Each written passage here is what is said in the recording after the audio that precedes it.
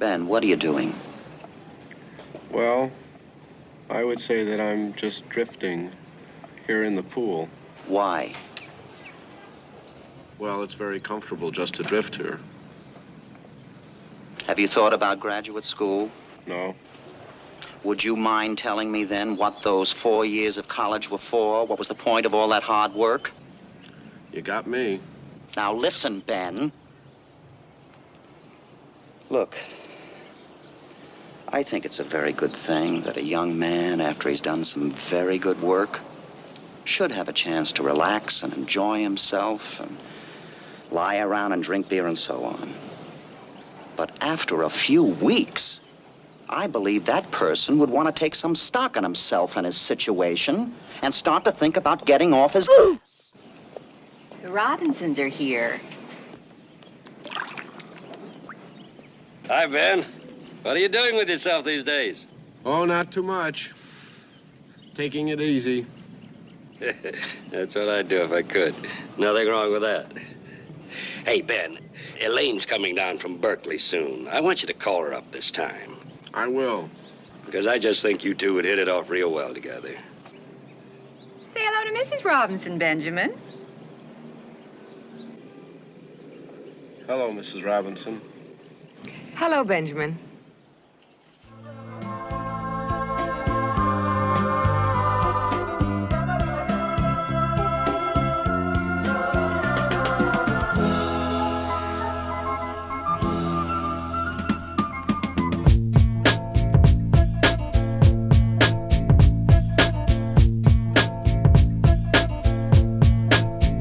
Welcome back, everybody, to the Film Bros Podcast. My name is Isaiah Lucas, and I'm joined by my co-hosts. Abraham. And Nick. How are you guys doing tonight? I'm hotter than a hoochie coochie. It is burning hot outside. Yeah, it is hot. I keep asking people, what's the max until we start to freak out? And they say, oh, 114's fine. And in my head, I'm like, 114, that means I'm hunkering down. The sun got me screaming. Like, I'm not going to work. I'm doing nothing. I'm staying in my house. Yeah. I had to work today, and it was rough. Yeah, 114. I mean, isn't that like you need an IV? You need to walk around with like fluids of Gatorade just in your veins? It's supposed to be even hotter tomorrow. It's supposed to be even hotter tomorrow. 116. That's crazy. Yeah. You could put a steak on the floor and cook it, I bet. Probably. It'd probably take a couple hours, but yeah. Yeah. Yeah, can't imagine. Can't do it. You That's want to why know? I hate the summer. Yeah, me too. But I have to say, like, when we watch movies, the one that we're going to talk about, it makes me kind of like romanticize summer. And then I'm like, wait a minute, this is supposed to be summer in Los Angeles. There's no way it was like this nice for everyone to just be like, oh yeah, I'm going to go swimming and we're going to sit outside and grill and all this stuff. Like, there's no way. No. It was, You'd be dying if you did that here. Yeah, exactly. That's crazy. But this movie, I do have to say, made me want to go swimming real bad. Oh, yeah. Dude, 100%. Just overall refreshing. Yeah. Felt good after this movie. Really? Mm-hmm. You felt good after this movie? Even I with felt that last scene? Well, I was questioning what was happening, but I just overall felt like, yeah, I like this. This is great. Yeah, I did too.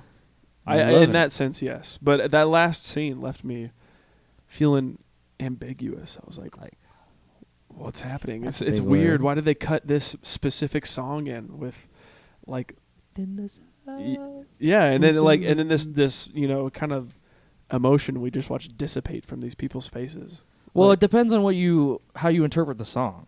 I mean, if we want to talk about Simon and Garfunkel's Sound of Silence, it's kind of like it's got this very uplifting kind of tone to it, but the lyrics are like and it's nobody always, is listening. It's and it's also always played in like, the stereotypical like someone staring at the wall and you hear, "Hello, darkness, my old friend." Yeah, and everyone's like, "Oh man, that guy's going through it." Isn't it weird though, the clash of like tones, because it doesn't sound like a sad song to me. No, it was Simon and Garfunkel especially are like when it picks up. Yeah, when the chorus comes in and all this stuff, it comes. It starts to get more upbeat and uplifting and everything, but the lyrics don't show for it. So it depends on how you interpret that song. You interpret the ending. Yeah, I guess because it comes up a few times. Yes, it does. But if you couldn't tell, we are talking about Nick's pick, which we revealed last week, which was The Graduate. This came out in 1967. It was directed by Mike Nichols, and it was written by Calder, Willingham, Buck Henry, and Charles Webb. Yes, the Charles Webb is actually the author of the book that this was based on. Oh, interesting. Yeah, and like you guys heard last week, completely different than what I had thought it was. Okay. I initially thought it was going to be about the graduate, the guy kind of fiending for the older woman and her having to like fight him off and all that stuff. And in all actuality, it's the other way around. Yeah. She's kind of going for him, and he's the one that's having to fight her off. Yeah. And it's completely different to what I expected. Mm-hmm. And I enjoyed it quite a bit. I did too. I'm kind of upset that this was my first watch because I would have loved to have watched this on a rewatch and come in and really like dive into the, meaning of the movie and stuff like that and everything. But I have to say, after leaving it, I only want to watch it again. Like I can tell that the rewatchability is there immediately, and I want to go pick up a copy. So You gonna? I think so, especially with Criterion's summer sale, which is happening right now. It's on Criterion? Yeah. Okay. I might go pick it up. I got the DVD, and it was doo-doo with the quality. Oh, really? Yes. I also have beef with the DVD. I went to the subtitle option, and literally there were 3 options. 1, French. 2, Spanish. 3, none. There's no English subtitle. So I sat there, I was like, you mother.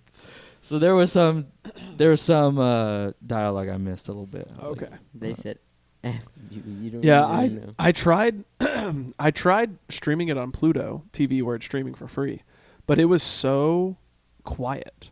Like I could hardly hear. I had to crank my TV up to like 70 to like get it to like a normal level. So then I was like, I'm not doing this. I'll take my chances and rent it on Apple TV. Went to Apple TV, and it was so much picture was so much clearer.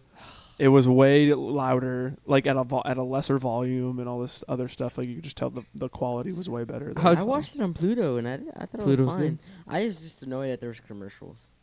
Oh, yeah, and that was another thing. I started it, and I was like, I don't know if there's going to be commercials or not, because it doesn't, like, tell you where they're placed on the timeline.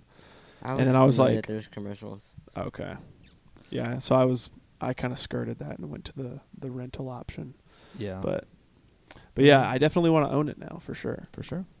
So, yeah, if you haven't checked this movie out, go do so. Again, it's streaming for free on Pluto TV, if that's something that you want to do.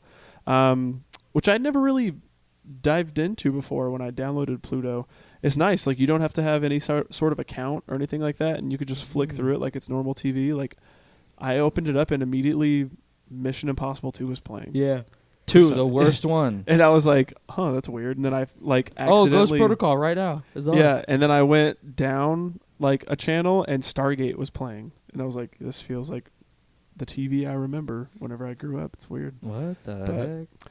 Yeah, stream it there if that's something that you're wanting to check out, or rent it, as obvious, or pick up a copy for yourself, or if you got it already, pop it in and take a stroll down memory lane. Yeah. But Nick, what's this movie about? This movie really is about a 20-something-year-old, I think he's 20, going to be 21-year-old kid who just came home from college. He has kind of got his future ahead of him, and he's overwhelmed. Everyone is really hounding him about his future, about what he's going to do, and he doesn't really have an answer for him, which is, I think, 100% relatable. Yeah, the most relatable character. Yes, well, he ends up finding himself in affairs with a kind of family friend-ish, the wife of this family. Mm-hmm. He gets into an affair with her, and they kind of do their thing, and and it ends up being a triangle of love, kind of going there. And he just really wants to get married. Yeah, seriously. And he's trying all that he can to get married. Okay. Yeah, That's I kind think of it. I mean, what would you add? That's really No, but I think it's also because the movie is labeled as like a comedy, and it is comedic. It has very comedic aspects, but I think the movie is also so much deeper than that. Like, it has these themes of disillusionment and like what it is that you're supposed to do whenever you grow up. Like, we're told you're supposed to get married, you're supposed to have kids, you know, and all this stuff. And this is coming around. The movie was made in '67. This is coming around a time when, like, you know, Vietnam is either happening or right around the corner. You know, Woodstock is coming up. Rock and roll is becoming a thing. Being rebellious. Yeah. And, like, just this overall sense of, like, rejecting the norm is coming out. And people are starting to recognize that they don't have to live the way that they've been told their whole lives. Like, that themes of that are ever present throughout this movie as well, especially with Dustin Hoffman's character, Ben. Like, he, you know, wants to get married, but it's only because he's only been told that his entire life, that you should get married and you should start a family and you should go to college and all this other stuff, right? And so he does it, but then ultimately we watch this guy go throughout life, through the whole movie, being like, I don't even know what I'm doing. Like, I'm not happy. Like, I can't get any fulfillment out of any of this stuff because it's none of this was anything I wanted to do. Yeah. You know? Kind of wasted his college life, right? Yeah. So. Yeah. Yeah, there's definitely more to it. There is a lot more to it. Yeah. Rather than it just being, guy falls in love twice. Yeah. Which I really enjoyed for that aspect. I liked that, you know, this movie has comedy aspects in it, and, you know, it's funny. There are situations in the movie where I was laughing and chuckling and smirking and stuff like that, but then the writing also gets, like, incredibly smart and witty, and you can really read into the movie with, like, the visual storytelling aspects of it and all this other stuff. And I'm excited to dive into it a little bit with you guys and see what you think. Me too. So, as always, we're gonna jump into the categories. Before we do, if you haven't seen this movie, go check it out. We're going to be hitting on some spoilers. So if you are a spoiler kind of person, you don't want to hear that stuff, pause it, come back, or if you don't care, continue listening. But yeah, as always, we'll start with our first favorite scene. Mine would have to be the intro. For the sole fact of Simon and Garfunkel, dude. I was not expecting them to really kind of have their whole soundtrack, or them do the whole soundtrack for this movie. Okay. And just to hear The Sound of Silence, that's a song that I just love. Okay. By them and also by Disturbed, who released their take of it. I think both are fantastic. But yeah, when that song popped up, I was like, I sang the whole thing. It was like the whole song. Yeah. I loved it. I loved seeing this guy coming back. It looks like you see him on the airplane and the camera slowly zooming out. Zoom out. He's just sitting there. It almost looks like a future dystopianist a little bit. I don't know. And then you see him like just standing on one of those. I don't even know why he's standing still. It's like a little conveyor thing, and he's standing on it. Yeah, and it's, I don't know. I like it because the song kind of introduces us to this world, and then you get to see these it's like a very stoic kind of.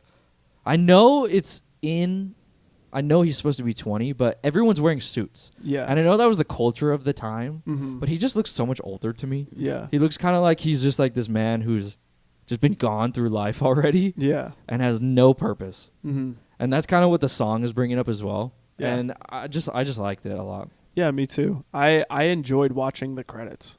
And that's like something that usually I would not want to watch. Like, I don't, you know, I appreciate that they put credits in the movie, you know, because tons of people work on film and it's important that they get their credit. But like a lot of the times I'm not wanting to watch it because most of the time it's boring.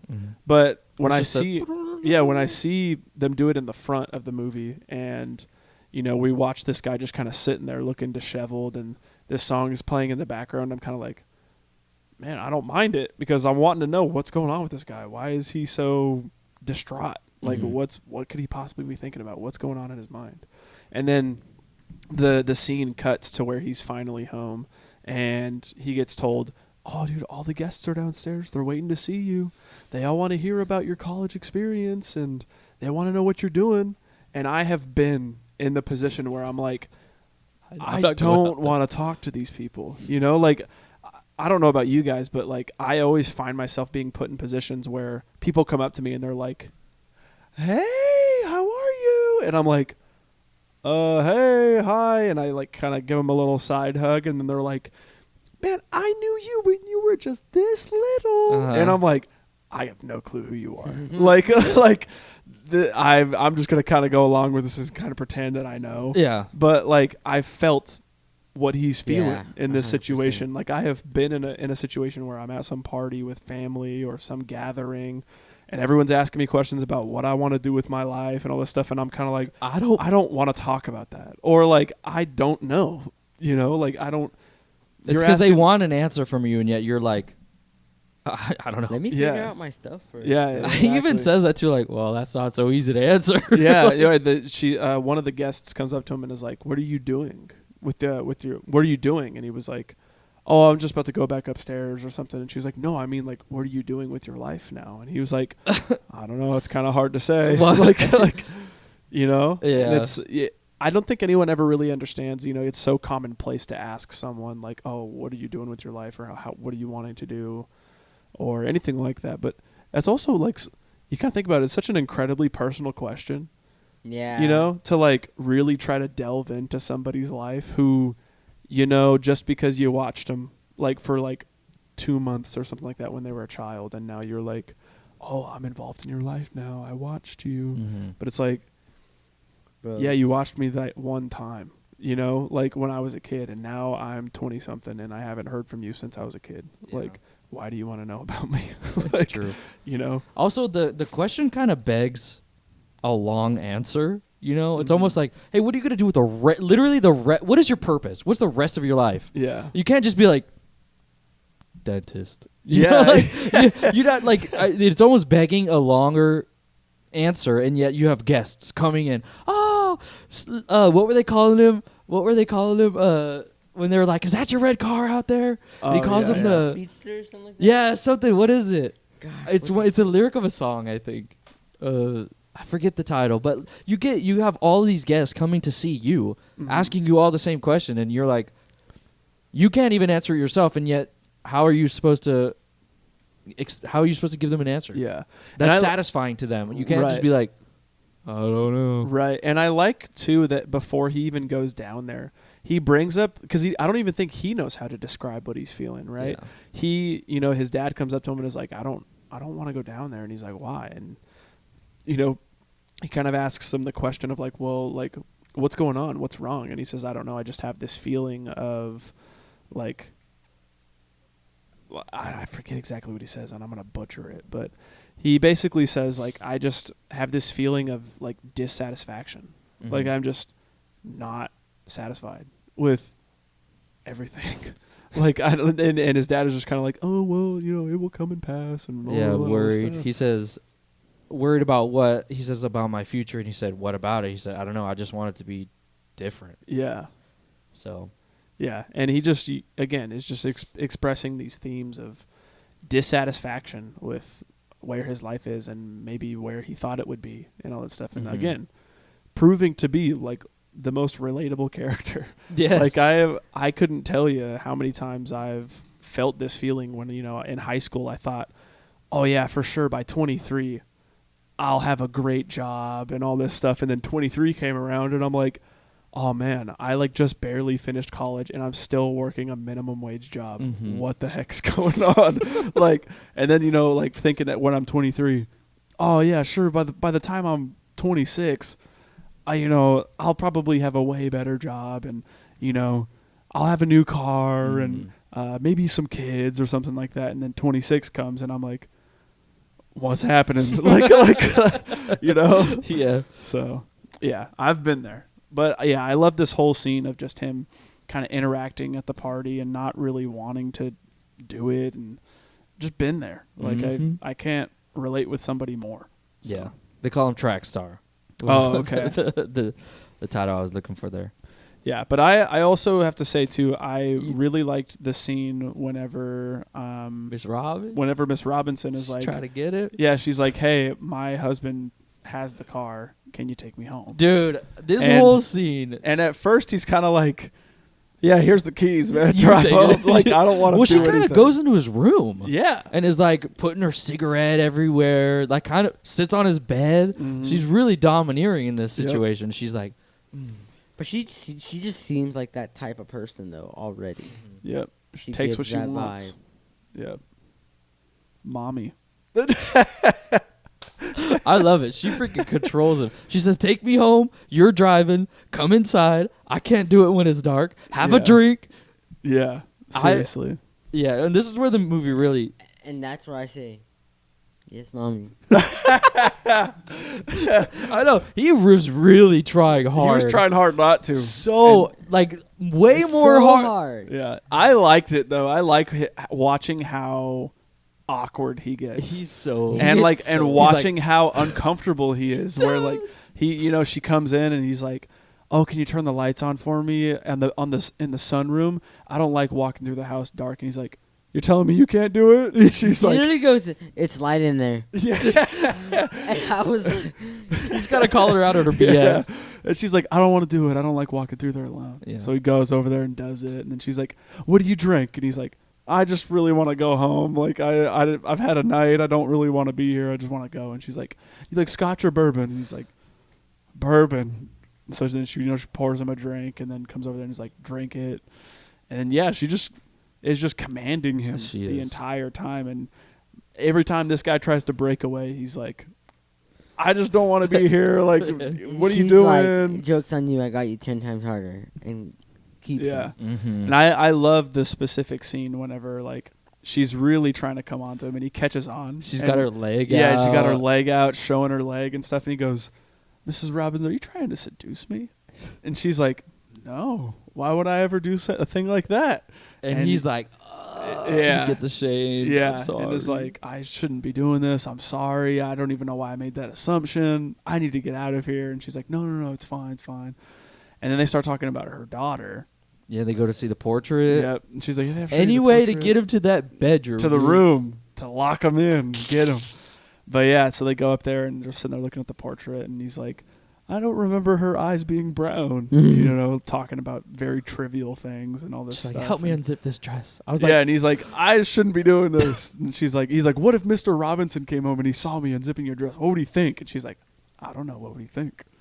And he's like, "Well, I'm sure he wouldn't care because he trusts us, but I'm sure it wouldn't be a good look either. Him come walking in and seeing me unzip you, Oh, and all dear. this stuff." And she's like, "Oh, it doesn't matter. He's not gonna be home for a long time." dude, you when know? he goes downstairs and she asks him for his purse, I was like, there ain't no way he's leaving. There ain't Yeah. no way. Because she went around into the bathroom. Yeah. She knew what she was doing. She Yeah. definitely. And he's going up the stairs. And he's like, "I'll put it at the top of the stairs." She goes, "Put it in the room." Like, And she's like, "Bring it in here." yeah, and he's like, "Okay, I'll leave it at the doorstep, right by the bed, or right by the bathroom." And she's like, "Put it in Elaine's room on her bed." dude. And he goes, "Okay," and he runs in there real quick and sets it down, and then all of a sudden, she She runs in that swipes room in. naked and swipes the door and just corners him in there and turns the lights on, and you just see him, like, yeah, he's s- he's here. the eyes are here. He's down. Yeah. he's looking a little south. yeah, and I have to say, I like Tell me this is super it's creative. so smart and creative It the way that is. like they It's make me tasteful. feel like I am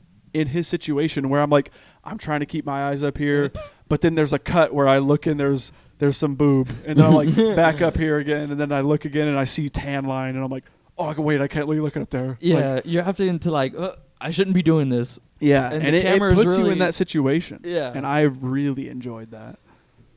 Thought it was really good. Yeah, I thought it was an incredibly creative way to really show like the situation that he's in and how uncomfortable he is, but also there's some sort of thing here where he's kind of like, but I kind of like it too. Yeah, you yeah, know, yeah. I can't help myself type Mhm. thing, right? And eventually he's like, I need to get out of here, and he leaves. Well, he hears Mr. Robinson coming home. oh yeah, yeah, He goes downstairs, and just like him in that moment, he was like stunned. yeah, She sweating. was, yeah, literally sweating. But I felt the same way he did, where I barely heard her dialogue. But she was basically saying like, we don't have to do anything right now, but I want you, and I am open to you. All you have Yeah. to do is call me. It doesn't have to be today, Literally, but just call, please. that's Yeah. what she was saying. Yeah. Insane. And Mr. Robinson comes home, so the stress is still through this roof. He's Yeah. sitting down there like he's drinking, and he's already trying, like, as he comes in, he's like, "Oh, I just drove her home. I'm just waiting for her until you got here." yeah, Trying to rid all of his guilt. yeah. Yeah, And then I even really enjoyed Mr. Robinson's conversation with him, where he's sitting there talking about like, oh man, you're young, House Like, of take Flames. some you time. gotta sow some oats or whatever he says. Sow some wild oats. Yeah. Have at least 3 flings or something. Yeah, and he's like, I would do anything to be young. And all this Joke's on stuff, you. I'm and- having a fling with your wife. Yeah, and I love the irony of it, right? Yeah. Like he is none the wiser, and then she comes downstairs and is like, having a drink as well, and then I'm sure like as he's walking away, Mr. Robinson is like, I mean, you're a good-looking guy. I'm sure you got to fight all the ladies off she you. said. And she goes, he's like, you think she's handsome, right? And she goes, yes, he is. Oh, he doesn't even know. Yeah, and it's like, you don't even know, man. She's trying to smash this guy. Like, And he's laying it down for her. yeah, He's got I loved that whole scene as well. You can already tell though his like absence because he comes home late and whenever he's pouring the drink, he says bourbon and he still pours him the scotch. Yes, yeah, He doesn't doesn't- really care. No, it's every time he pours him the drink, it's always wrong. Yeah, So that's just a little indication. Maybe he's like an absent husband, yeah, and just doesn't. Well, then which we is even why get- she's in that position. yeah. But what? It's further on in the movie. Information further on in the movie. I'm done with my scene. Yeah, same here. Well, my next favorite scene is the hotel scene. Okay, when they go to the hotel for the first time. Yeah. Okay. I hate to admit it, but I somewhat related. Oh, what, Just what, a- you're just Like of this like awkwardness about it because you don't know what to expect. You don't know what she wants, and you're Yeah, like, yeah. should I get a room? Yeah. You know what I mean? Like I could see, especially my younger self, I could see Uh-huh. me being in that position with a woman who is just, give me a drink, yeah, and like when I'm trying to be like, I want a drink, yeah. and they pass by, I'm like, oh okay, I'll wait for the next time, you know. Yeah, But yeah, no, yeah. I just felt like embarrassingly like I related. I know. I think every guy's been there, man. Like, especially in a situation where you're intimidated, It's like, true. and you're trying to put on this facade like you know what you're doing. But this kid's young, like, and he doesn't, right? He's also probably only ever been on dates with women his age This is or true. maybe younger or something like that, and like has had the the ability to impress them or something like that. But now this is an older woman. She's got more life experience. She knows what she wants. We know she's demanding and commanding. Like, so the stakes are high for this guy if he's trying to impress her, Yeah, he right? doesn't want to mess up. Yeah, and he's just got no riz like the None entire at time, all. man. Like it's insane. Like, Like the he's way- got like negative levels, bro. Like Dude, it's insane. when he calls her up, and she's like, Mrs. Robertson, and she's like, Benjamin. And he goes, "Yeah, Benjamin Braddock." And she's like, I Yeah, know, I know. I know. She Yeah. goes, and he just Where goes, are you? I'm at a hotel. Did you get a room? Yeah. I'm at a hotel. Mm-hmm. And she goes, do you want me to be there? And he's just like, doesn't know what to say, which is so, it's funny. Mm-hmm. And then what makes me laugh, she just literally goes, he goes, something like that. And she goes, I'll be there in an hour. Yeah. Like, no hesitation. I'll drop everything for you. Yeah. Yeah, he's conflicted. Literally. Yeah. He's nervous and he's conflicted. I feel because yeah. he's got to do. I mean, he's like a homewrecker. Mm-hmm. Got a whole family. Yep. He's feeling guilty for it, and yet he still wants it. And he gets. Yeah. So, do you say he's a homewrecker? But in this scene, we find out that the dad and her sleep in separate bedrooms, Yeah, which was a bro moment for me. which is a big bro moment. Yeah. So, So would we you- I kind of wouldn't hear really consider him a homewrecker. So we're kind of Well- being told that the marriage is on the rocks a little bit, but It even doesn't then, give him the right. Yeah, it doesn't give him the right to swoop in. Yeah, I mean the right way, the honorable way to do it would be like, okay, I'll wait till you're divorced, and then Yeah. we You can don't think start he's this. smashing cheeks when he's going? We don't get that's not the story that's being told. Yeah. I think he is. He might be all those. What was he doing when he was gone golfing or something? Yeah, Who 100%. knows? I Yeah. don't know. But yeah, this whole scene where they're at the hotel for the first time is great. I love whenever he walks in and is kind of like sitting at the bar, like doesn't really know how to sit at first, and she comes in and He's You know, looking up. You see it in the reflection. yeah, love it. And then whenever she mentions getting a room, or no, even before that, when he walks in, the concierge, this is one of my favorite quotes. He comes up to him and he's like, "Are you here for an affair, sir?" And he's like, "What?" How'd you know? Like, it gets so caught off guard and it's like, "What? What did you just say?" And he goes, "Are you here for the Singleman party?" And he goes, "Ah, yes, the Singleman party. yeah, I am here for that. And then, you know, he's like, okay, yeah, go down over here to the banquet hall to the left or whatever. So he kind of walks over there, and they think that he's there for their party, and he's like, I'm not here for that. Like, this is not happening. And then goes back outside, goes to the bar. What? It just stinks in here. Oh, someone tooted, bro? Bro, I'm surprised you didn't hear it, bro. I didn't hear it. Oh. Mustard gas coming out. It's the nervousness reeking in as we talk about this scene. Dude, okay, this is another time, too, where I was really impressed with the camera work. Okay. Because he's sitting there and he's really nervous and not knowing where to stand. And the camera, it's like the way it's framed is there's this like wooden structure, like this detailing. It's like he's in the hole. And the guy's head is just like stuck right there. And then you get the reverse shot of him looking at Ben. And it's like through this little cutout of the wooden decoration. And it just felt so like detailed and precise. I love that too. Yeah. But yeah, eventually she gets there. She orders the drink. She's very commanding about what it is that she's wanting out of this situation. She tells him to get a room. She recommends getting a room. He goes out there. Dude, when he's trying to get a room and he puts a fake name. And he's like, I don't have luggage. It's just a toothbrush. Yeah. It's just a toothbrush. You don't have to show me where to go. I know where to, I can find it. Yeah. And then he goes to the phone booth to call her. To come to the room. And he's like, I'll go up there and then maybe you come 5 minutes after or something like that, so that way there's no suspicion. It's incredibly taboo is how he's making it seem. Yeah. And she's acting like this is a Tuesday night for me. Yeah, it's like, every other day. She's like, something. Yeah.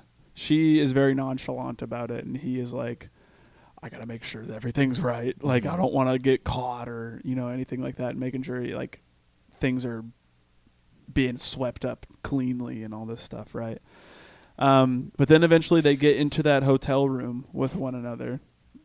And does your scene extend to this portion as well? It's pretty much done. The last of my favorite scene was when he's going into the room and saying, I got one. And he's like, or she says something along the lines like, don't you want to tell me something? And he's like, I just want to tell you I'm so thankful for this opportunity. Yes. And like he's like thanking her for this.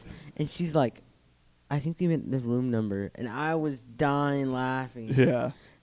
That's the end of my favorite scene. Okay.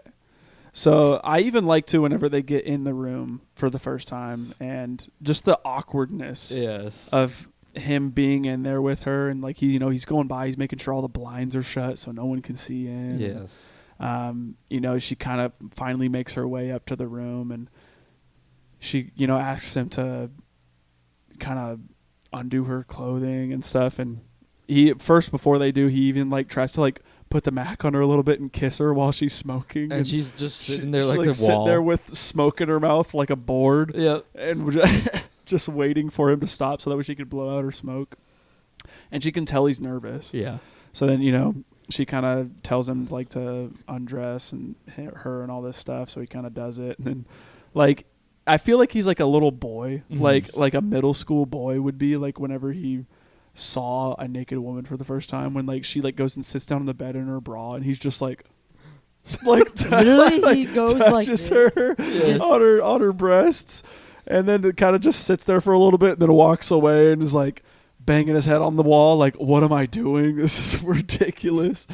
And eventually she's just kind of like getting these hints, and then tells him like, oh, this is your first time.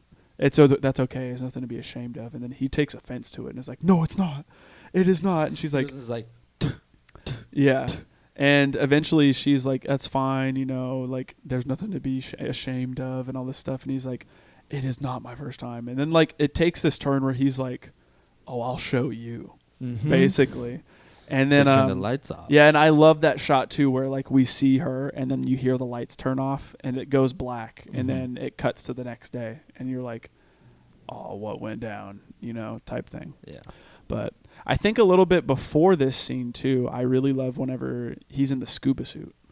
Yeah, that's the birthday party. Because I think that's just a whole pro moment for me. That whole thing. It was too for me, but I love this scene as well, because at first I was kind of like, what are they doing? Like, what's happening right now? And then it kind of felt like a Christmas Story to me, where they're like, come out, in the bunny suit type thing. The dad's hyping him up. Yeah, and he's hyping him up, and he's like, if this doesn't work, I'm out $200 and blah, and all this stuff. And, he comes out, and the entire time I was wondering, like, what are they doing? Why are they wanting him to come out, and why is he reluctant to do it?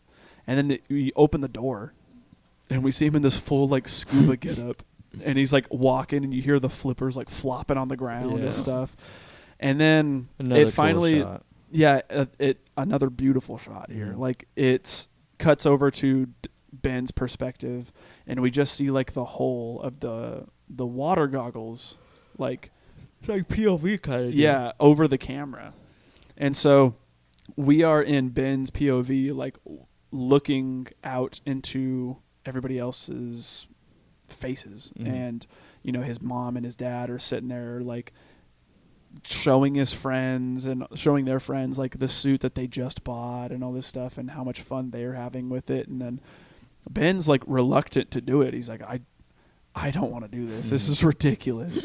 And it's almost like embarrassing. Like and I think it's hinting on that bigger feeling of your parents wanting something for you that you do not want, right? And like they're putting on this big performance. Meanwhile, Ben is like, I don't want to be here. This is not something that I want to be doing, but here I am doing it for my parents because it's making them happy. But ultimately, I'm not happy in this situation, right? And I love the shot of whenever he finally like gets in, and the whole time whenever he was making his way into the pool, it's all still that POV shot. Yeah. And as he was getting in the water, I verbally was like, I hope they keep this POV throughout until he gets into the water. They do. And then as soon as they like dive down into it, we see him, and we're kind of just alone now, like under the water. I was like, yes, dude, I freaking love that they decided to do that. And then it cuts, and we see him just kind of sitting on the bottom of the floor, like just with the little spear thing, just sitting there. And then we get another shot of him trying to come up, and his parents like pushing him back down and being like, it's not enough. You need to go back down there. And just this shot of like a slow zoom out of him just alone under the water, not really wanting to do much. Like it's just so telling of where he's at with his character and also like where he's at in this moment in his life. Like he is just alone, alienated from the world, doesn't have any sort of motivation, any sort of purpose, would rather be sitting at the bottom of a pool. Well, I think it even alone. goes to say like even the parents, they're pushing him down, like making him do things that he doesn't want. That he does not want. And they're doing it so often and for the wrong reasons, right? They're doing it as a show for other people rather than doing it for the best interest of their kid. And it's all affecting him so negatively that it eventually is, I think, the catalyst for why he decides to call Mrs. Robinson when he's at the hotel. And is like, maybe this situation will give me some semblance of meaning, or like I'll be able to find some sort of fulfillment. Like maybe I just need to get laid or something. Like, like that might be his thought process, right? That's ultimately the reason why I think he calls her. And then this starts their whole, affair. Yeah. I was going to say, how do you feel about the transitions between like them showing how the time is passing? I think it's cool. I personally love the montage. Isn't it sick? I loved it. It is so... And the song that's playing too, it's like counting down the months as well, where it's like April comes around and blah, blah, blah, and then May happens, and it's perfect, I think. Yes. But he's sitting there like at this... it's like the same angle of him sitting, and then one time he's in his room, the other time he's in the hotel room with her, the other time he's at her house. Yeah. It's just so unique. And then it gets to that part where he's swimming in the pool. Yeah. And he like goes to pull himself up, and then it transitions to where he's like on top of her. Yeah. I loved it. It's such a good edit. Like the editing in this movie and in that montage alone are just so good. Yeah. That montage is probably one of the coolest montages. I think that's meant to be like and especially that scene is like he's daydreaming about it a little bit, because as he goes on to her, the dad's like, "What are you doing?" Yeah, and then you look and he's on the pool floaty. Yeah, and he's like, "I'm just drifting." That's it. Yeah, and he's like, "What are you gonna do with your life? When are you gonna go to graduate school? What were the 4 years for?" And he goes, "I couldn't tell you." Yeah, he's like, I don't know. Yeah. Yeah, I definitely, that was like the overarching part of my favorite scene. Yeah. Was that. Yeah, same here. From here, actually, that's what I had down as my last favorite scene. Because Okay. a lot of other ones were bro moments here, just because this is my first viewing of the movie. But I do have to say, I did have a lot of other things that I really did love about this movie, and scenes and stuff in particular, and all that stuff that maybe we'll hit on in bro moments if there's no other favorite scenes here. Yeah, looking at it now, mostly are bro moments. Okay. Let's do it. All right. Well, if you've got no other favorite scenes, let's hit best quotes. Let me go last because the two of mine are from like whenever he's talking to the dad who goes to his apartment at Berkeley and he's pissed at him, which we didn't talk about. So if you have anything before that, any quotes? I think the only one that I had was that I haven't talked about, at least, was a scene that made me laugh so hard. Was it when the mom when the mom screams bloody murder, dude? And I was dying laughing whenever. Scream. You want me to do it? Yeah, let's hear it. It'll be so. It's no joke like that. It's like a scream that if someone were to tell you like there's a black widow on your neck. Yeah. And you're screaming because you're so scared. Yeah, she goes there. But that whole the context of that scene, it happened way later in the film. But Ben comes to this realization that he wants to marry Elaine, which is Mrs. Robinson's daughter, and he tells his dad that, and his dad gets happy. And then, Mom walks in and she's like, "Whoa, what happened?" And he says, "Ben and Elaine are getting married," and she just screams at the top of her lungs for some reason. Mm-hmm. And then it kind of goes on. The conversation happens a little further, and then they keep saying that like they're not actually dating and all this stuff, and then they're like, "Well, you guys aren't dating. Like, what makes you think that she's gonna marry you then?" And then he goes, "She doesn't. She doesn't want to marry me. To be perfectly honest, she doesn't even like me." Yeah. And that was like, I was just laughing at that part. And then he kind of afterwards just like, "All right, see ya," and just walks away. Just goes to Berkeley. Yeah. One of my quotes that I liked is when Miss Robinson says, "Do you find me undesirable?" And he goes, "Oh no, Miss Robinson, I think you're the most attractive of all my parents' friends." That's funny. That's so funny. Yeah. And Any other ones? You don't have any? There's one where Mr. Robinson is confronting him, and he just like he comes in and he sees Mr. Robinson in the shadows, and it's funny that like he's trying to move around. There's no lights on, and he's trying to do something. And then Mr. Robinson says, "I can see in the dark. I've been here quite a while." And I just think of Mr. Robinson just sitting there waiting for him. You know how like you sit so long in the dark, your eyes acclimate. Yeah, that one is funny. And then he goes on to say, Ben says, "The point is, I don't love your wife. I love your daughter." Yeah. What about when it's not a best quote, but just kind of bringing this up because it's in that scene. What about whenever he kind of confronts him about what they've been doing, and he's like, "Oh, it meant nothing. It was like shaking hands to us." And he's like, "What's that supposed to say about my wife?" I'm like, that she's no good, or yeah, what we were doing was as commonplace as shaking hands. Imagine saying that. Yeah. That's like telling you. I don't know what to even compare it. Yeah. It's just tough. Yeah, seriously. Any other best quotes here? That's it for me. Okay. Well, let's hit on bro moments then. My first one was the scuba diving one, but we kind of already talked about that a little bit. Yep. What do you guys got after that? I put him brushing his teeth before the session. Oh, yeah. I thought that was funny. Yeah, make sure he's got the fresh breath. Yeah. Mine was the hotel scene. I didn't expect any of that to happen, so I just wanted to hit that real quick. What about finding out when after I think they smashed the first time, whenever we find out that Mrs. Robinson had to get married because she was pregnant? Yeah, that's tough. That's a big bro moment. In the Ford. Yep. In the Ford. What's the quote? Mrs. Robinson started in a old Ford or something like that. Yeah. Yeah, wild. I have the whole date with the daughter. Yes, dude. Yes. Can we hit that real quick? Oh my gosh, dude.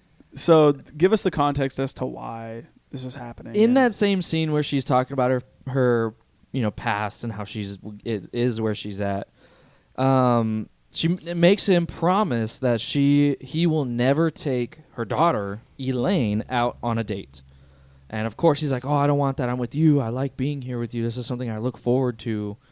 I dream about this pretty much. And he says, I do. I will promise.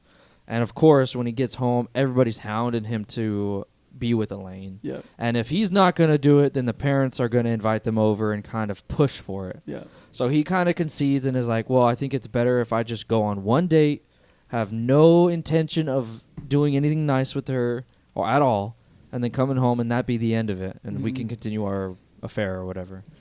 Well, they go on the date, and he's got the intention of, I'm going to be the crappiest dude alive, Yeah. so she hates me. I mean, he's straight up cutting in traffic. Yeah. Tell me you weren't impressed by his cut. No, I literally was gonna text He was going- you guys. He was cutting driving traffic. terribly. He was. She even calls him out. She's like, "Do you always drive like this?" He's all, "Yeah." No, and then the whole time in that scene, she is talking to him, and he is giving such short answers. Nothing is like a full sentence. It's always yes, no. Yeah. Or No. even whenever they get to their destination, he like leaves her behind. Dude, It's like the walking whole time so getting far there. ahead of her, and like leaving her in the dust. And then they eventually come to this like striptease type show Yeah. type thing where they go to this like seedy like grimy club where there's just this like blues playing and all this Dude. stuff. And when they introduce the club, you're kind of like, I don't know what's going on here, like what kind of club this may be or something like that. It sounds like it's just like a blues club. There's people in here with sunglasses on and stuff, so they're trying to be cool or whatever.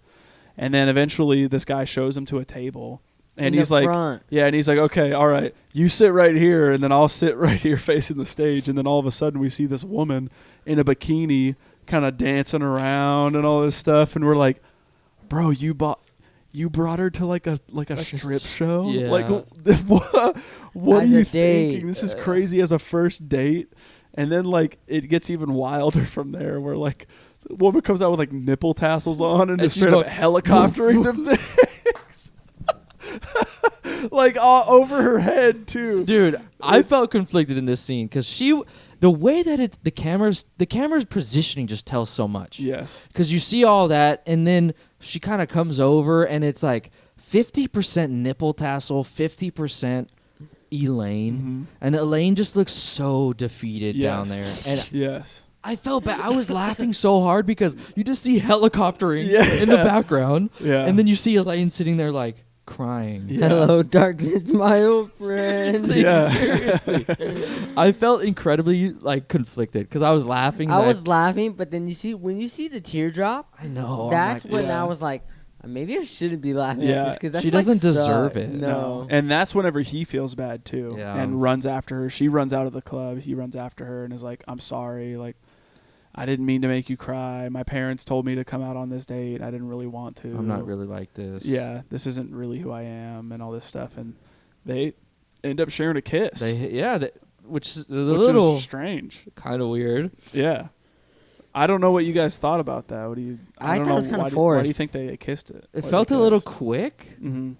Again, I know the culture back then was a little like Different. it was a little different. You kind of move on the different speed. I mean, you get married like early, you know. Yeah. So Yeah, I'm like- not sure.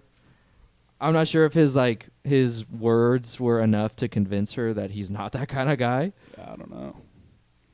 Because it was like maybe an hour worth of him being a jack-a, Yeah. and then 5 minutes of him being like, "Oh, that's not me. Yeah, That's yeah. not me. I'm sorry." Yeah. Hey, but it works. They end up Yeah. hitting it off. They They- really talk about deeper things that have been struggling, that they've Yeah. been like failing deep down and not knowing how to communicate with. Yeah. I even love that scene too whenever they're at that like drive-in diner type thing. Yeah. And like that guy's playing music real loud next to him, and like in any situation where like, you know, you ask somebody to turn it down and they turn it up, you would think like, oh, I'm going to go over there and beat this guy up. They're having too Like, good of a time. No, he's like, no, I'm having too good of a time to ruin this. I'm going to put the top up. I We're going to love the roll the scene. windows up and just continue our conversation like nothing's going on, because like nothing should detract from this conversation we're Yeah. having. You know, I really enjoyed that aspect of it too, because in my mind, I'm thinking, okay, he's gonna go over there and beat this guy up, and she's gonna be like, oh, My you know. savior. Or But it didn't happen, No. and I really liked the subversion of my expectation there. for sure. Yeah. I like that they were just grubbing too. Like, Yeah. they were going munching on a burger and some fries. yeah. Yeah. They had no cares in the world. They weren't trying to be proper anymore. They Yeah. kind of really were knowing each other on a more deep level. Yeah, and this goes into my next bro moment.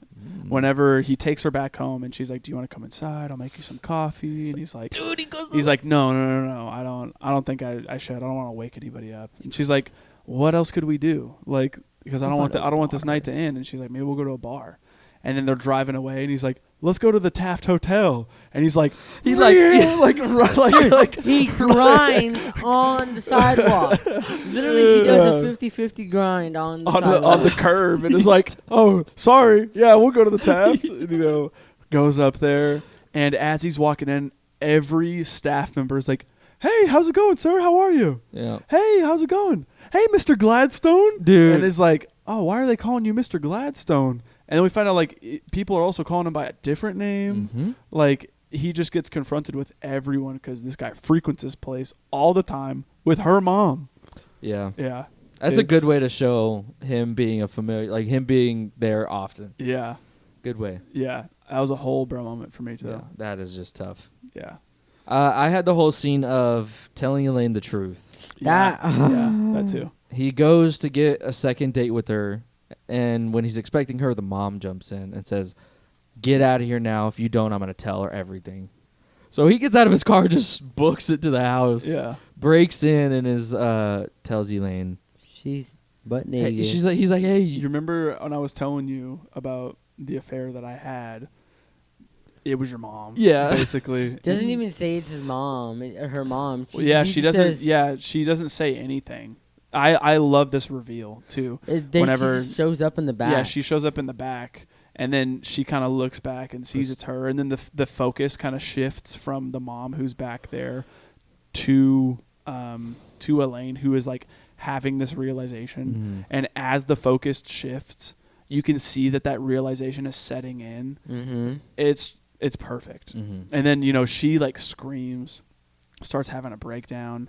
And then I also love the like shot and zoom out of Mrs. Robinson in the corner. Yeah. And she's sitting there in the corner crying. That kind of and then makes it me kinda mad. goes, whoop. Yeah.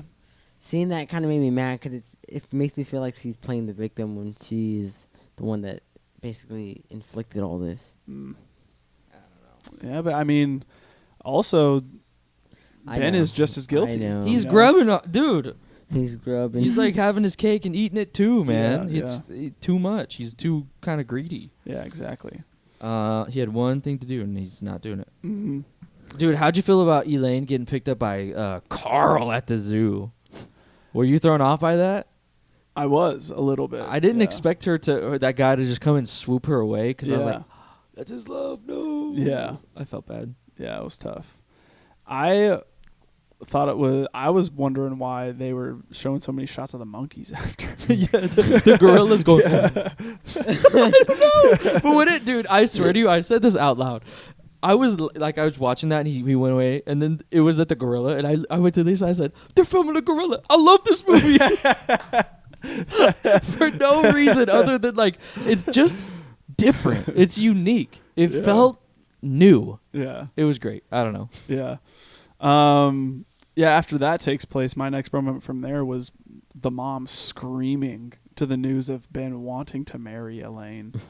And just that whole thing was a bro moment for me. Yeah. But then the last one for me was finding out that Mrs. Robinson is saying that Ben R-worded her. Yeah, that's rough. That was like a gut punch. yeah. Yeah, and this eventually happens, the context behind this scene a little bit, but Ben comes to the realization that he wants to marry Elaine. He thinks that they have this thing for one another, and she's with this guy Carl, so he goes to Berkeley to like stalk her, basically, and like finds this like kind of like boarding house type situation where he can like live in Berkeley, for cheap and all this stuff. So he's staying there and trying to get Elaine back while she's, going back to school and all this stuff. And you know, he eventually finds her. He like running on the side of the bus as it's going on, and eventually gets back on there and is like, "Hey, where you going?" They end up going to the zoo. He finds out she's, you know, got a new guy and all this stuff, and he goes back, and then I think she ends up coming to his place to confront him, and is telling her like, "What are you doing here? Why did you come?" and all this stuff. And he basically says like, "I love you." Yeah. And I want to marry you. Like, I don't want to be with anybody else but you. I can't imagine going through any life without you. And I want to marry you. I want to marry you tomorrow. And she's like, "Oh, we can't. I don't want to do that." And he was like, "Well, what about the next day?" You know, and just keeps pushing and pushing this narrative that he wants to marry her. And before that, all of that even happens, she wants to understand why everything with the mom had happened, and the story that she got told was that Mrs. Robinson was being assaulted by him, and then he comes out and says, "No, that's not what happened. Your mom, Not even close. yeah, your mom was the one that was on coming me. on to me and pressuring me to do Hard. all of this stuff." And eventually we, you know, just decided to do it. We're both two consenting adults, and we did this, and it shouldn't have happened. I'm sorry. Yeah, just that whole scene was a bro moment for me. Yeah. I got the whole scene of her getting kind of, one, he getting the police called on him. She's trying to find her. Yeah, when she screams too, dude. When? In the room when she screams on the loud. bed, Yeah, yeah. she screams super loud too. Yeah, that's true. Yeah. No, I was thinking when he goes back to Miss Robinson's house to find Elaine, and Elaine's gone. Mm-hmm. And so she calls the cops. Cops are coming. He has to go all the way back to Berkeley to find her. And then he realizes that she's in Santa Barbara getting married. to freaking Carl. And he makes his way there, and that whole last... Which I think this might be crazy, but have you seen Bubble Boy? Yes. I'm pretty sure that church is the church in Bubble Boy where she gets married at the end. Do you think so? I think so. It looked exactly like it. I'm not look up gonna the lie to Bible you. Church. I'd But have to rewatch it. But yeah, and it's even the same premise too at the end of Bubble Boy. Whenever he goes up behind that glass and is like, trying to stop the wedding from happening, but then he goes down there and all that stuff in Bubble Boy. Yeah, they kind of seemed a little pathetic when he went up there and he was going, Elaine! Yeah. Yeah. But, okay, I don't know if I read it right, but didn't Miss Robinson kind of like, I don't know, it seemed like she was okay with it. With what? Didn't she say like, he's doing it or something? I don't know. Like they were trying to stop Ben, and then Mrs. Robinson said like no or something. Oh. I'd have to rewatch it. I think I read that scene a little differently. Okay. Maybe it's because I couldn't hear what she was saying, but I thought she was like, he's showing his love, and like kind of accepted it or something. I don't know. Maybe she's okay with it because she's not okay with it because No, she they end does up go on to fighting. yeah. Like the last lines of the movie were like, "It's too late. You can't do this anymore." And Elaine says, Not for me. Not for me." It is for you. Yeah. Not for me. Yeah. Yeah, but eventually that whole marriage sequence is a huge bro moment too. yeah, I don't think that marriage is gonna last. No offense. Yeah, I don't either. Yeah, that's the last bro moment for me. Yeah, that's what gets talked about the most with this movie is the ending. Why is it so ambiguous, you know? It's because And- they're smiling, and then it goes to a somber, stoic face, and they're kind of look. I don't know how to read it. Yeah. I think it's just gonna show their life, and it's just gonna go back to Mrs. Robinson's life, Mm. and he's gonna be like her, looking for someone, and she's not. Mm. I don't know. I like this scene because it really captured that feeling of, like, you just went through the climax of your emotions. You ran away from the wedding, and now you're on the bus, and it's like, and this is the after. Yeah. And it's not, life is not going to be that exciting. Nope. And it really captured that feeling of, like, Dang. this now is we life. have to come to terms with what we did. Yeah, this is life. This and is it's what on we- a bus. It's quiet. It's everyone looking at us. Yep. It just felt, I don't know, it felt perfect. Yeah. Yeah. I really liked the way that they decided to end the movie ultimately as well because it threw me for a loop, you know. In any other romance, you would get them getting on the bus and then it being like, the end, happily ever after type thing. But it doesn't show us that. It shows that, that eventual rush of dopamine that they had, these laughs and these smiles that they're sharing with one another, and the adrenaline that they had getting onto that bus and running away from everybody dissipates. And it slowly turns into just what looks like dissatisfaction all over again. Honestly, and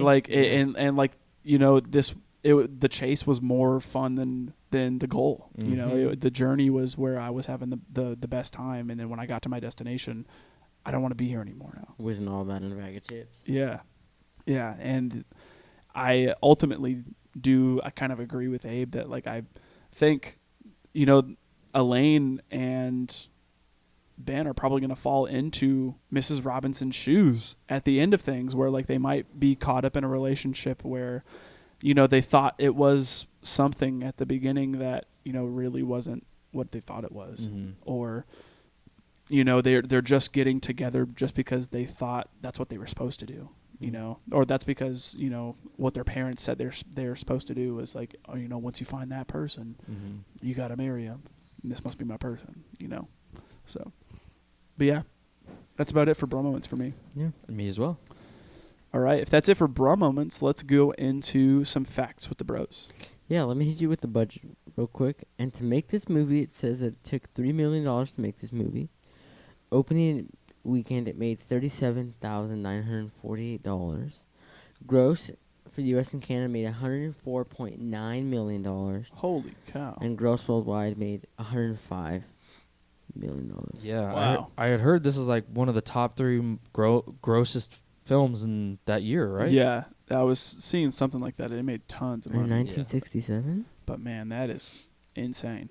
I also saw that this was an Oscar winner for Best Direction for that year, which I thought was really interesting. And I had seen something else as well, too, that like this is one of the only movies where the winner for Best Director also didn't get Best Picture or something like that, because this didn't win Best Picture. But then years after this or something like that, anyone that got Best Direction usually also always won Best Picture alongside it. Wow.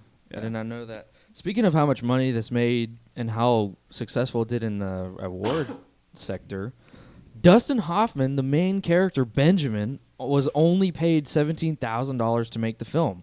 And after taxes and living expenses, he had only $4,000 left. Insane. As this movie was an overnight success, like Abraham had told us, he found himself collecting unemployment checks after its release, which kind of blows my mind. Yeah, seriously. And then like now being like the huge actor that he is, like Dustin Hoffman's a household name. Yeah. It's crazy. Another one here that I thought was pretty crazy in regards to Dustin Hoffman's performance.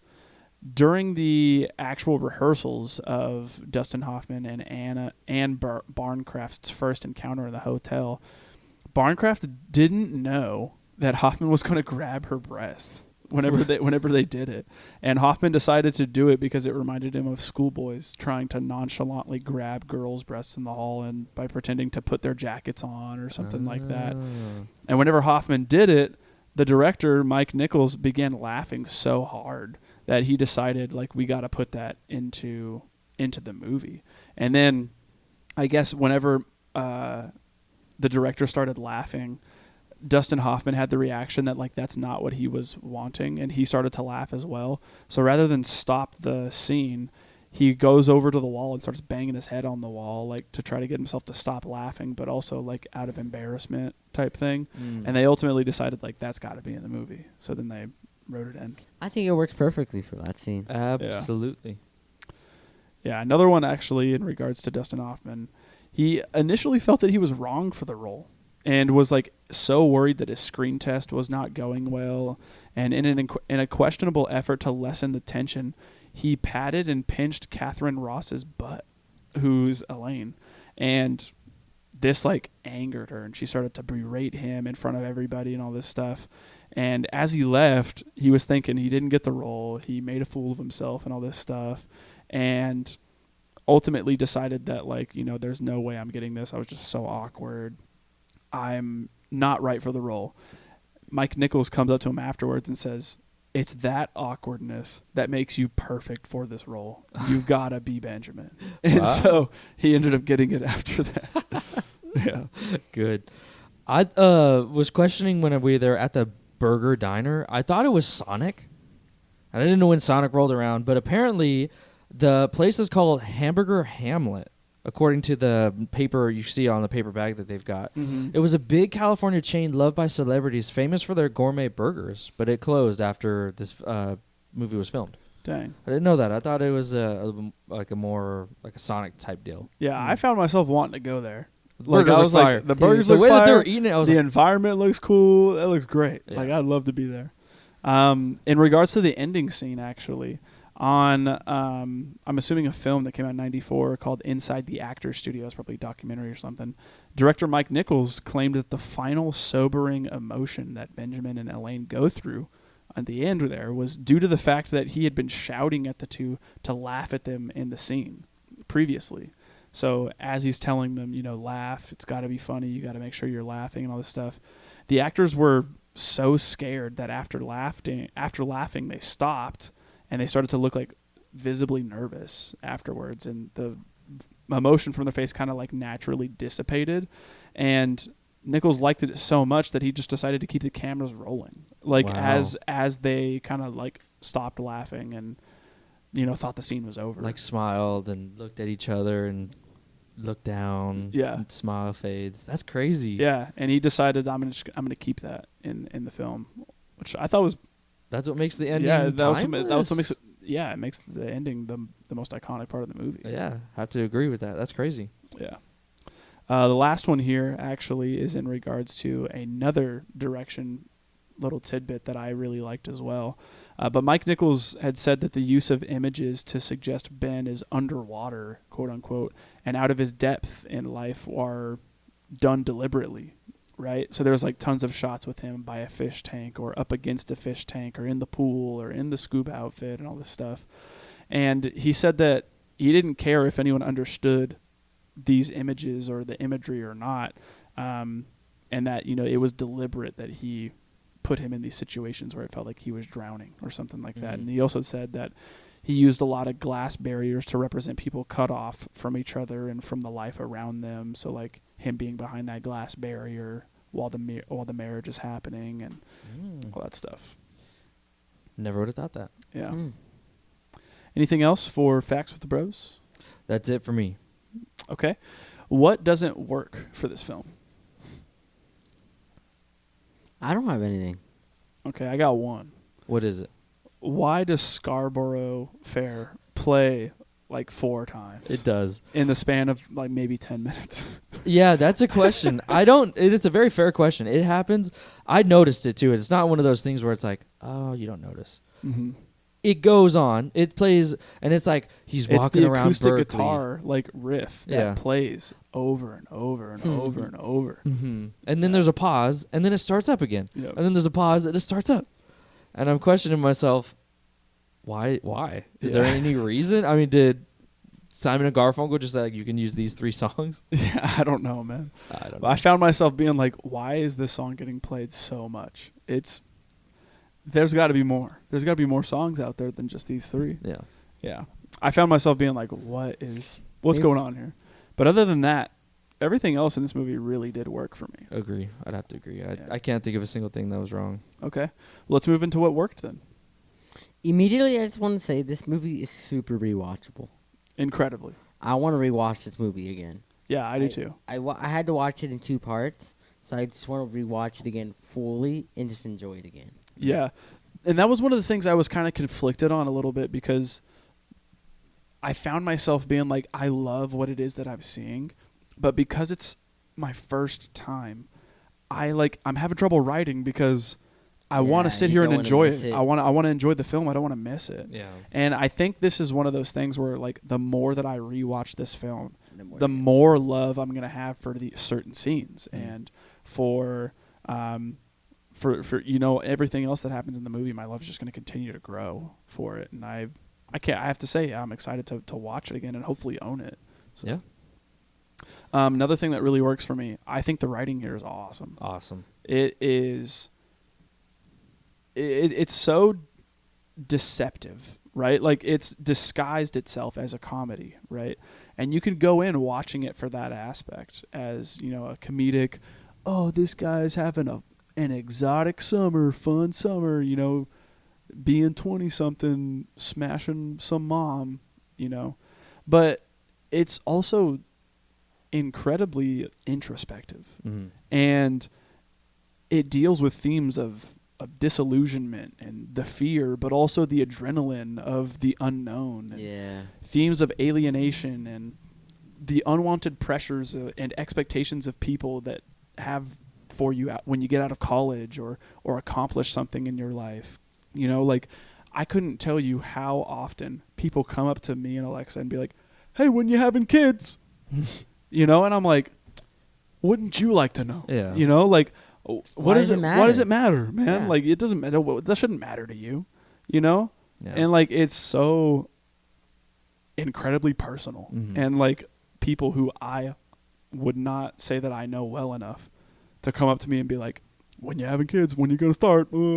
It's like, shut up. Like I don't need to tell you. Yeah. Like I don't need to explain myself to you. None of that stuff. Yeah. And I think this movie is just incredibly relatable, and the writing just hits. And despite it being 1967, Crazy. this movie Yeah, is and that's more some- than 50 years old now, That's something and it's that I wanna still hit on. so incredible. Yeah. I feared that I wasn't gonna like it because of the age, And it And- works. and I didn't think this film was from 1967. Oh no. The only thing that would tell you that it's from 67 is like the world, the environment, Yeah. The culture. the society. the The wardrobe, cars. the cars, Yeah. stuff like that. But that's it. Literally, that's the only thing. And I feared that watching this movie, I was like, oh, maybe it's gonna be black and white, or it's gonna be like very dry comedy and something like that. No, this was very like anybody can understand this. It's Mm. like at least that's what I thought, Yeah. Yeah. Timeless. and it was good. Timeless in all the right ways. I would have to agree with you about it being not like it's not. I was trying to think where I was going with this. 1997. The camera work doesn't seem like that. No. And that's one of the biggest things where it's the way that they communicate, not only with dialogue, but with the actual cinematography, I think is just phenomenal. There's so many interesting shots, interesting like zoom in, zoom outs. I even was caught off guard because as in the very beginning, as he's sitting in his room, the mom comes in front of the camera. Yeah. And it just felt weird to me. Like the mom comes in front of the camera. Oh, it's almost like you would think of that scene and it would be like, oh, that's something you cut. It should be like them talking to each other, but the camera stays there, and we just see like half of his face be covered by the back of someone's head. Yes. It's so cool. And then there's a bunch of tracking shots that are like zooming in, zooming like as they're following him, zooming back in. It's so intricate. Yeah. And I loved it. There's even the shot too where they're in the bed together talking, and then it's a completely black screen because the light's off. Yeah. And they're talking to each other. And you don't even need to see them to hear to feel them or anything. And then it turns back on and she's smoking. And you just get a reminder of where they're at, what they're doing, who they are. Yeah. And then the light turns off. And it's unique stuff like that really keeps you engaged and interested. Yeah, I agree. I For thought the 19 cinematography here is just awesome. Another thing, regardless of how many times the songs are played, I think the soundtrack is awesome. It really works, and I think Simon and Garfunkel really work for the film, despite the number of use of times the songs get played. Yeah, and they stuff. give it like a very soft-ish vibe. Yeah, but it works. It does. Really. The sound of silence being played at the beginning and end of this film is a really nice callback. It's just a timeless song. But it's also like perfect. It's a timeless song when you really look at the lyrics. Yeah. Yeah, and then also, a song like Mrs. Robinson Yeah. it's great. You almost think that it's made for the song. Yeah, exactly. So it's like, oh, that's cool. Love it. And then lastly, for me, I really enjoyed Dustin Hoffman's performance as well as Anne Barkoff. Mhm. Like I thought that they did a phenomenal job with the material that they were given, and I have to say, like I another one of Dustin Hoffman's movies that have been on my radar for so long that I haven't checked out yet is the one that he would do after this, which is called Midnight Cowboy, which he stars alongside Jon Voight. And it's one that I've just been wanting to watch so much that I just have never gotten around to yet. But it's where we get the iconic New York, hey, I'm walking here. And it was an improvised moment that happened like on the set of the film.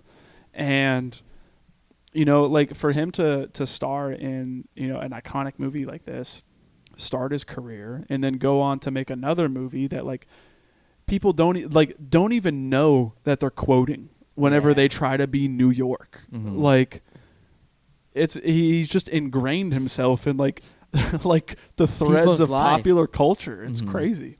You know, so it makes me want to go check out more of his movies and just see how good of an actor he really is, because I'm unfortunately am ignorant to that. So Me too. yeah. Anything else for what does work here? I think we've I hit think them we all, hit hit it 'em all. all pretty good. All right. Who wins this movie? Dustin Hoffman. Yes, Hoffman. I agree. Benjamin. I agree. Any themes here? I mean, there's a lot of what you said. I had heard someone bring up the perspective of, you know, especially the ending of them two kind of looking distantly, and it's kind of like they described it as them wanting or them loving the idea of freedom rather than freedom itself. Yeah. And they're just like, because now that they have it, they're like, what do we do with it? We have no Yeah. experience with this. Mm-hmm. Our whole lives have been really dictated by our parents. Yep. You know, go to school, do all this. Come now, you're back. Now your future is in your hands. Yeah. What are you gonna do now? But now it's even the parents are like, now you're getting married. Now you're doing all this. Yep. And now when they truly have their freedom, they're like, Now what? now what? Yeah. That's why I think one of my It's like the ending of Finding Nemo. Whenever they break out of the dentist office and they're in the bags and they finally get to the just ocean float around. and they're like, What's now what do we next? do? Yeah. Like we're here, we're in the ocean. Now what? we didn't think that far. Yeah. Yeah. I kind of have something similar as The well. idea where- of the thing. Yeah, it's or being so enamored with the chase or the desire for something, and that being more desirable than the thing itself. Yeah. Right? Like I am so in love with the idea of a cheeseburger, right? And just how it tastes, the way it looks, how it's gonna like feel whenever I'm eating it, the flavors of certain things, all this stuff, and then going and getting that cheeseburger, and then being like, it's okay. Mm-hmm. You know, like I was so much more enthralled with the idea of it, like you were saying, rather than the actual concrete thing itself. Yeah. And I was so much happier thinking about it rather than actually attaining it. Mhm. You know? I think it works so much harder too with concepts that are like really hard to get. Oh yeah. Because you fantasize, idealize this entire thing for however long, years, and then if you ever do achieve it or get it, it's like, now what? Yep. Now what? Yeah. Was that all worth it? Or Mhm. you try to you go for the next thing, Yeah. and I could see how that's a completely destructive. Mindset. And I could see why people interpret the ending as being like, they're just gonna find the next thing, and it's gonna break and destroy, and they're gonna find the next thing. Yeah. Because it's not the thing that they want. It's the idea of it. It's Yeah. the chasing after it. Yeah. That's the good thing. Yeah. It's the rising tension rather than the... Yeah. It reminds me of that quote from The Dark Knight, where the Joker's talking to Harvey in his bed, and he says, "I'm like a dog chasing cars. I wouldn't know what to do if I caught it. Yeah. but I love the idea of trying to catch it. You Yeah. know." So, all right. Any other themes? No, that's it. Okay. What are we rating this? I'm going out of the bat. I'm saying it's a 9. First viewing, I'm saying it's a 9. Yeah, I'm giving it a 9 as well. I give it an 8. Okay. All right. I think that my rating will change as I watch it more. Think so? I think it might. But yeah, it's awesome. I really enjoyed this movie. I'm glad I finally got to watch it. And so thank you, Nick, for picking it, because it has been on my list for so long, and I just have never gotten the I shouldn't say I haven't gotten the chance to do it. I definitely have. I just didn't have the motivation to for some reason. So I'm glad I did it. This is why we do this podcast. Find new stuff. Sometimes Exactly. it doesn't work. Sometimes it does. Yeah. So, all right. Well, if you guys stuck all the way to the end, we appreciate you. Leave a like. If you're watching on YouTube, subscribe to the channel. Leave us a comment. Hit the bell notification so that way you're notified on the uploads, excuse me. And if you're listening on the audio platforms, rate and view the show so that way we know what you guys are thinking. If you want to reach out to us on a more private level, you can click our episode descriptions and get in contact with us on social media or our email. But as always, we're going to move into the next pick for next week, which is Abe's pick. So what are we going to be talking about next? I'm choosing a film that I think is a classic, and I hope everybody agrees with it. And it came out in 1994, and it is Forrest Gump. Yeah, this is one of those movies that has just been with me All my life. all my life. All my freaking life. And I for a moment had felt like this movie is so overrated because of how much I had watched it. Really? Yeah, but I haven't watched it in so long, so I'm hoping maybe my feelings change. It's been a while since I've watched it. That Yeah. is that. But that this movie, like, I would, if you told me, if someone came up to me and said, "Hey, I've never seen Forrest Gump," I would be like, "You're lying." Like, I feel like everyone on the planet Earth has seen Forrest Gump or knows something about it. Yeah, life is like a box of chocolates. It's like the most like quotable movie of all time. Run, And, like Forrest, run. arguably the most quotable movie of all time. And like it's so ingrained in people. Dude, If you're driving and you see someone running, 9 times out of 10 someone in that car is yelling, "Run, Forrest, run." yeah. Or like same thing, like you know, you're getting out onto the sea or onto the ocean or something like that, and I'm gonna test out my sea legs. Yeah. You don't got no legs, Lieutenant Dan. You know, like Tastes stuff like that. cigarettes. Yeah, like, I know what love is. There's Yeah, so many quotes. Like You go to the coast and you see Bubba Gump's Exactly. Shrimp Company. I mean, like it's more than the movie itself now. Yeah, it's a whole thing, Dude, we would. You know, how you could go to Bubba Gump's and they ask you the trivia of the. Yeah. We'd sit there and answer all those questions, dude. Nice. Oh. Yeah, You like get I those- said- you get those cups that light up at the bottom. Yeah, like I said, I'm hoping to have my mind change because the last time I watched it, I was like, I've just seen this too much. I think maybe it's overrated or something like that. But I've never gone into it with like a critical mindset. Yeah. So I'm excited to come back to it after being a couple of years, and being able to come into it with fresh eyes, hopefully. So Yeah, it is streaming on Paramount Plus, so if you have Paramount Plus, all right, you can watch it on there. Or Pluto TV, it is on Pluto okay, as well. all right. Yeah. Well, check out Forrest Gump if you haven't already, and tune back in next week to hear what we have to say about that film. As always, this has been the Film Bros Podcast. Thank you, and good night. Good night. Good night.